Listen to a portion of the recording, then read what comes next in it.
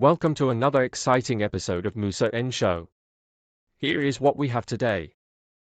Sanibona, yazi ngifisa ukukhuluma nge-Ithala Bank njengoba bengizwa kukhulunywa ngale ndabeni. Engikwenzile ke ngifunile ulwazi oluncane ngalo ngaphambi kokuba ngifunde istatement esikhishwe Ithala Bank, istatement esikhishwe i-ANC, ukuphawula kaNhlamulo Ndlela womkhonto wesizwe. Ngizoqala nje ngisho kulokho engikuzwile uma ngenza uphenyo ngale ndaba ngoba ngifuna ukukhuluma ngayo ukuthi uSisi Lobe uchazile ukuthi iThala Bank ngokomthetho nje alilona ibank kodwa livumeleke ukuthi li-operate ngaphansi kwe-specific exception.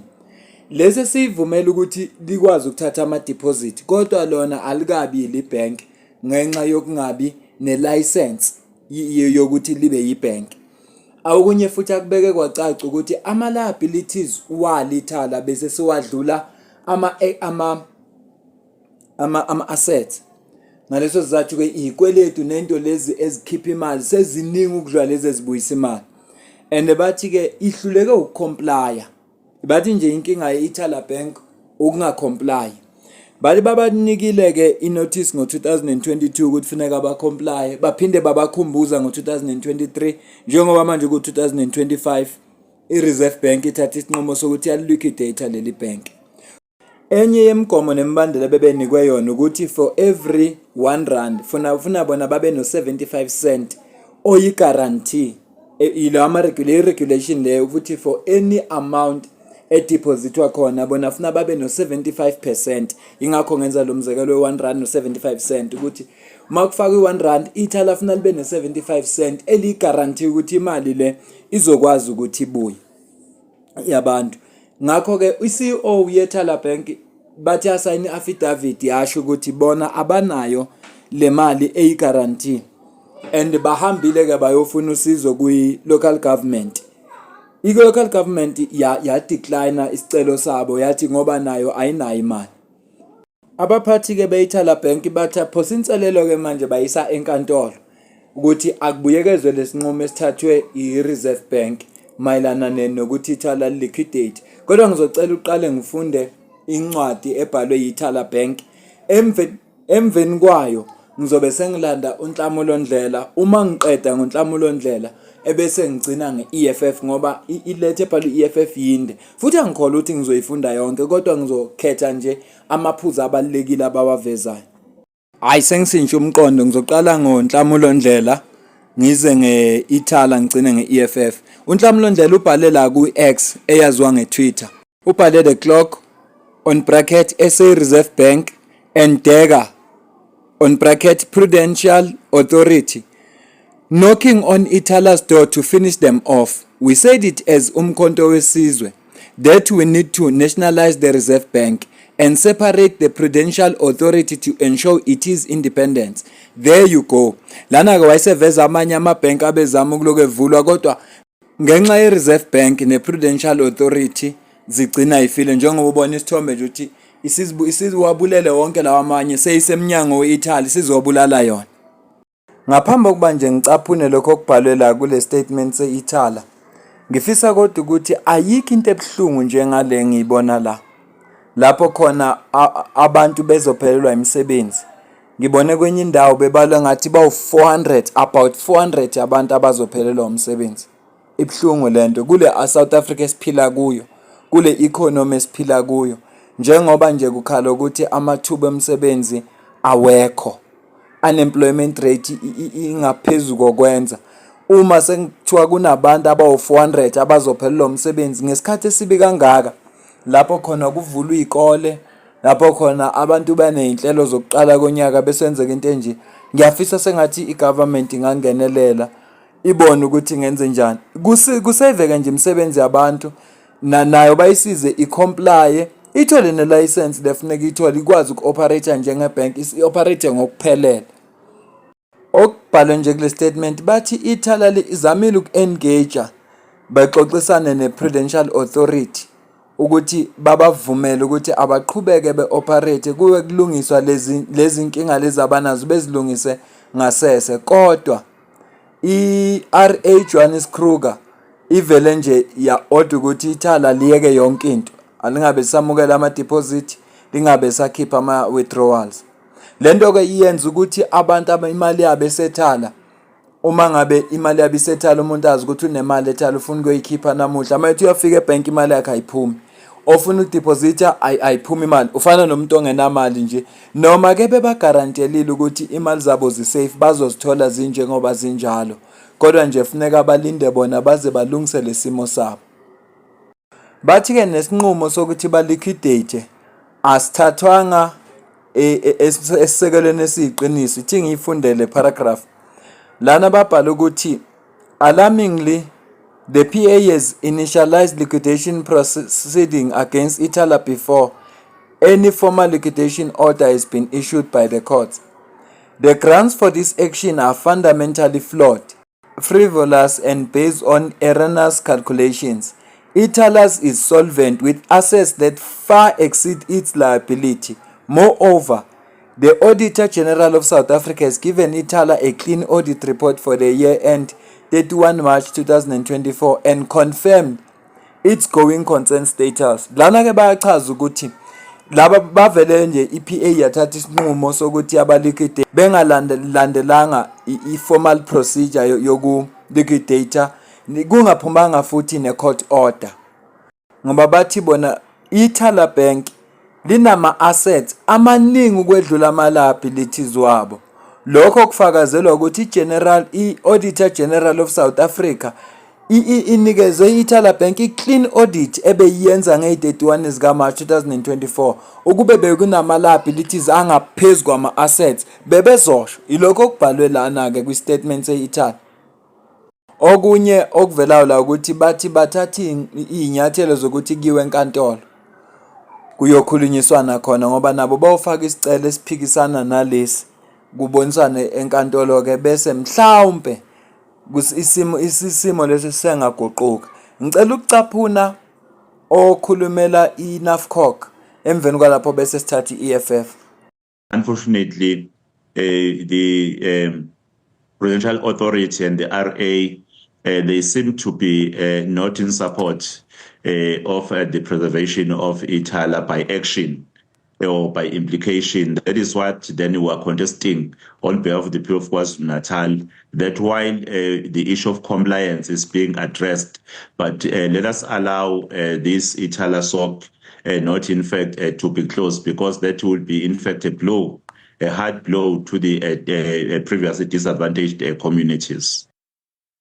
Uyachaza ubaba lo ukuthi bazamile njengoba ngichazile nayo le statement ukuthi bazamisana neThala ukuthi kungenziwa kanjani, kodwa ke babuka sengathi alizimisele ukuthi nje kungaxoxiswana kutholakala indlela. Ndilonto le abebebona noma kusakhulunywa ke yona indaba ye-compliance, kodwa akuboniswane kubona ukuthi lento ingaxazileka kanjani, kuphume nesixazululo esizokwazi ukuthi senze ukuthi abantu bangaphelelwa imisebenzi neThala lisaveke. Kodwa ke i-PA, i-Prudential Authority kanye ne-RA ngathi ayizimisele ngalokho. Asike sithathe ke nangolandelayo. I mean, I will give you one example. In Ngwavuma, there's only one bank in Ngwavuma, and that bank is Ithala. So what is happening as we speak to the people of Ngwavuma now? You know, that means, that says that somebody, the authorities, up there, I don't know, they taking people for granted. And it's so much unfortunate that in nowadays, it's 2025 now, 30 years after democracy. I mean, this is supposed to be a black bank.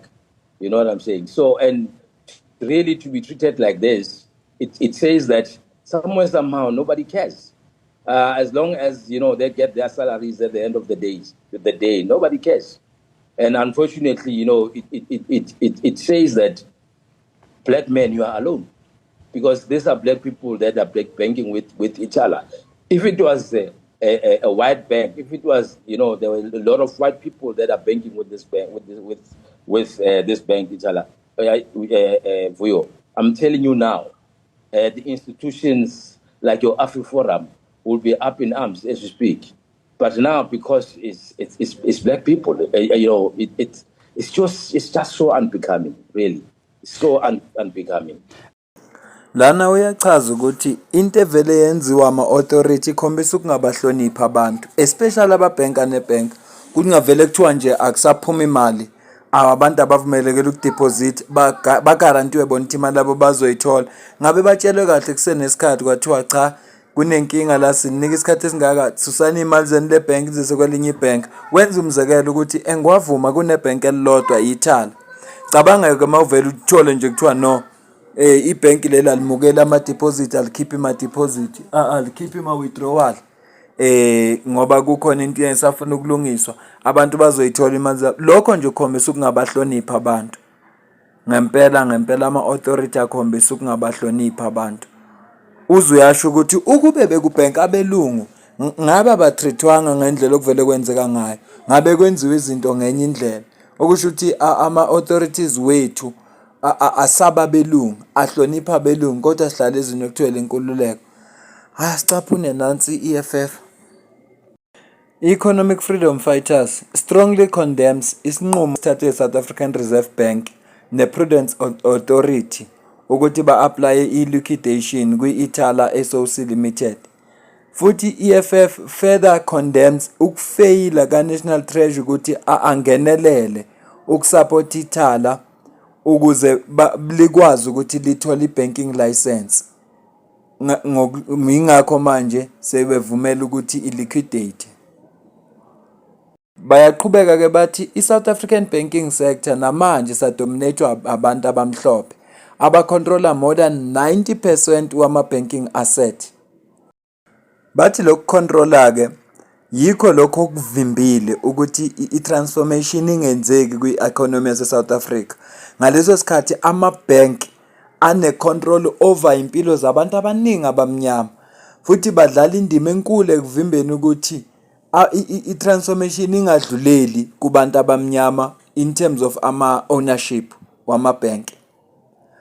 Uthi ke Ithala ingamanye wama-bank ambalwa a-ownwa abantu abamnyama, and ibilokhu iphansi kokuhlaselwa yiyo i-Reserve Bank, ikhombisa ukungabi na-interest kuyo. Sho njalo i-EFF. Bathi baqala nge-VPS njengoba manje sebehlasele Ithala. Ithi ke i-EFF ayimangali yona mayibona i-ANC zisongela izandla, ivumela i-institution e-ownwa i-state kanye nabantu bakwaZulu Natal ukuthi liquidate ngoba i-ANC iyehluleka ukuthi iqede inhlupheko, amathuba omsebenzi ne-inequality ukungalingani. Ithi i-EFF bona baphazamisekile ngezathu sokuthi i-South African Reserve Bank kancane iya-intervene ukusave ama-bank lawa nama-financial institution a-ownwa na-controlwa ngabelungu nabantu abamhlophe, kodwa ziyashesha ukuthatha ama-hast step uma ngabe kufanele kuvalwe ama-bank nama-financial institution a-ownwa abantu abamnyama. Akayazi lento ukuthi isho ukuthini. Bathi futhi uMinister we-Finance uNekGotongwane ufailile uku-intervene aphinda asize Ithala ngoba naye ulekhi interest ukuthi adrive transformation. Bathi lokufeyila kwamabomu okwenziwa i-National Treasury neKwaZulu Natal Provincial Government ukuthi basupport Ithala lithole i-license kusengezinye inkomba zokuthi i-government akayikhathalele indaba yokuthi kutransformwe umnotho kubantu abamnyama. Cha bantu bakithi yinde kakhulu le statement se-EFF. Ngiyanqena futhi ukusifunda nge-English ngiphinde ngisichaze ngesiZulu. Ngiyanqena futhi nokusifunda nange-English soyodwa. Osifunayo sikhona kwi-page labo le-Twitter nelaziwa nge-X, siwu-3 pages sona ubude baso la bedlulisa khona ukungenami kwabo ngesinqumo esithathwe i-South African Reserve Bank kanye ne-PA ukuthi ku-liquidate i-Ithala Bank. I-EFF iveza nje ukunganami kwayo, igxeka kodwa ne-ANC ukuthi i-ANC isonga izandla ayenzi lutho ngoba ngokusho kwabo bathi i-ANC ayizimisele. Usho ukuthi i-ANC ayikhathalele ukuthi kutransforme i-economy nabantu abamnyama babe ingxenye ye-economy. Ithi i-EFF cha ayikhathalele lokho. Bathi futhi bakhalela kakhulu abantu laba abahlala emakhaya baseyindaweni zasemakhaya khaya njengoba bekukhulunywa ngeNgwavuma okubhenki elikhona eduze kwabo yithala nebhenki abalazi ithala abanye bahola ngalo ukuthi sebezokwenze njani. Bakhalela nje labo bantu labo abehlelwe ilenkinga. Ngiyabonga ukuthatha isikhathi sakho ubukele le video. Mina nawe sidibane kwe video elandelayo.